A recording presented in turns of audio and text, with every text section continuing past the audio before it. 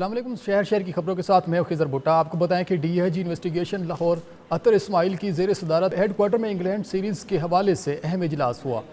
इजलास में SSP हसनैन हैदर समेत इन्वेस्टिगेशन विंग के तमाम SPs शरीक हुए। इजलास में अंडर इन्वेस्टिगेशन केसेस, पेंडिंग चलान और रोड्स पेंडेंसी का तफसीली जायज़ा लिया गया और पेंडिंग चलान की शरह बेहतर बनाने के लिए खसूसी लाहे अमल तरतीब दिया गया। इस मौका पर DIG इन्वेस्टिगेशन अतर इस्माइल ने हिदायत देते हुए कहा कि पेंडिंग इंक्वायरीज़ और ज़ेर तफ्तीश मुकदमात को जल्द अज जल्द मेरिट पर हल करें और असला मंशियात के केसेस में माल मुकदमा बर वक्त जमा कराएँ ताकि मुल्जिमान सज़ा से बच सकें।